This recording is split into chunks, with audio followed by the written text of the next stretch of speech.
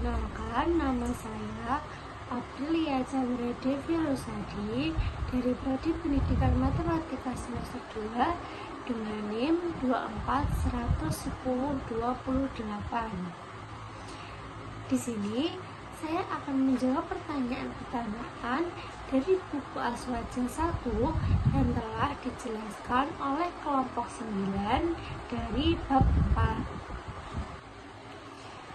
Untuk soal yang pertama, apa yang dimaksud dengan mazhab dan jelaskan hukum bermazhab bagi orang awam, mujtahid, dan ulama yang belum mencapai derajat mujtahid. Secara bahasa, mazhab adalah masdar yang berasal dari akar kata zohaba yang berarti bagus. Sedangkan menurut istilah, mazhab adalah pendapat atau metode seorang ahli fikih yang diikuti oleh para pengikutnya yang menisbatkan diri kepadanya. Al-Zarkashi di dalam bukunya Al-Bahr Al-Muhit membagi manusia ke dalam 3 tingkatan: mujtahid, awam, dan orang yang pandai agama, namun belum sampai ke derajat mujtahid. Sedangkan hukum bermazhab bagi orang awam yaitu orang awam bukanlah hanya orang yang sama sekali tidak mengetahui hukum Allah, akan tetapi ia juga orang yang mengetahui hukum sebuah permasalahan dari mujtahid. Akan tetapi ia tidak mengetahui dalilnya. Bagi orang awam, wajib hukumnya bertalqin kepada para ulama. Mengikuti ulama bagi orang awam bukan berarti tidak mengikuti Al-Quran dan Al-Sunnah, sebagaimana pemahaman sebagian ekstremis. Mengikuti ulama adalah perintah Allah. Dalam Al-Quran, Allah Ta'ala berfirman, "Maka bertanyalah kepada ahli ilmu jika kalian tidak mengetahui." Quran Surat An-Nahl ayat 43.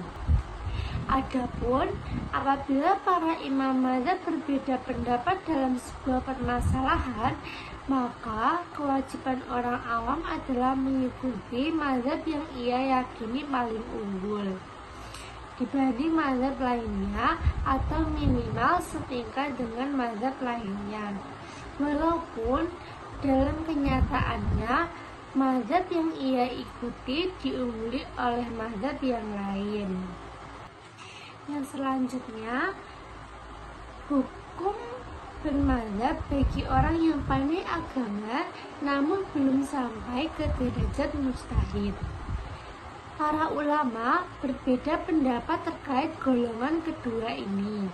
Menurut Ibnu Al-Hajib dan beberapa ulama lainnya, golongan kedua ini sama dengan golongan pertama, yaitu wajib bertalqin sebab ketidakmampuan mereka untuk berijtihad. Dan yang terakhir, hukum bermazhab bagi mujtahid. Adapun bagi mujtahid, maka ia wajib berijtihad dan tidak boleh bertalqin kepada yang mujtahid yang lain, walaupun mujtahid yang diikuti tersebut adalah sahabat. Untuk soal yang kedua, mengapa kita harus mengikuti mazhab al-arba'ah bukan mazhab selainnya? Mengikuti selain mazhab arba'ah bagi umat Islam saat ini hukumnya tidak boleh.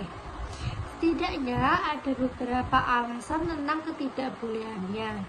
Yang pertama yaitu pada saat ini tidak sanad yang bersambung-sambung yang dapat dipertanggungjawabkan kepada selain mazhab arba'ah.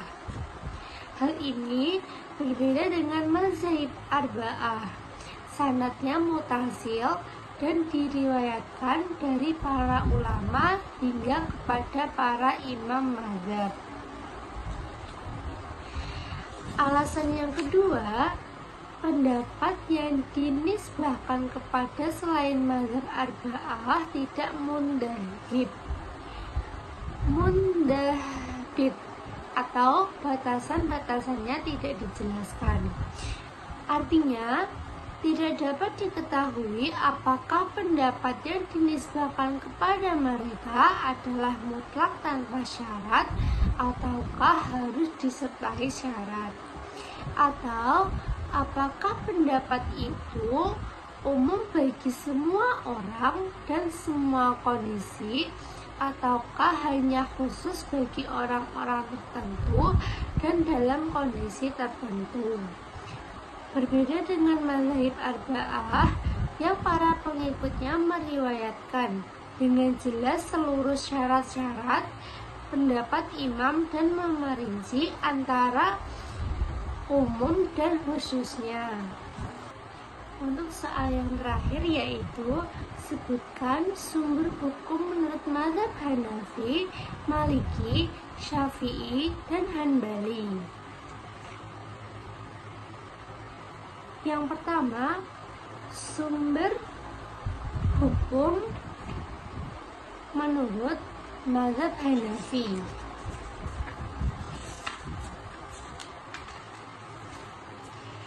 Sumber hukum dalam mazhab ini adalah Alkitab, Al-Sunnah, syariat umat terdahulu, pendapat sahabat, ijma, qiyas, istisar, uruf, dan maslahah mursalah.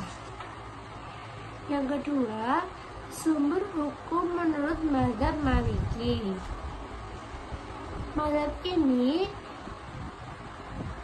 Sumber hukum dalam mazhab ini adalah Alkitab, Al-Sunnah, Al-Ijma, Al-Qiyas, amal penduduk Madinah, maslahah mursalah, Sad al-Ghariyah, Khuruj min al-Khilaf, dan azad.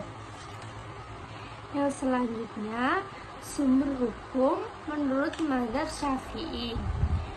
Menurut mazhab Syafi'i, sumber hukumnya adalah Al-Quran, hadis, ijma, qiyas, dan istidlal. Dan yang terakhir, sumber hukum menurut mazhab Hanbali.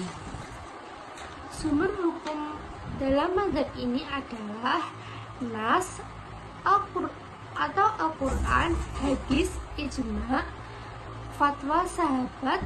Apabila para sahabat khilaf, maka yang diambil adalah fatwa yang paling mendekati Alkitab dan Al-Sunnah, hadis dhaif, dan qiyas.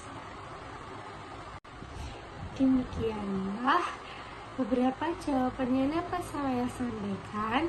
Jika ada salah dalam pemberian jawaban dan pengucapan, saya mohon maaf yang sebesar-besarnya. Assalamualaikum warahmatullahi wabarakatuh.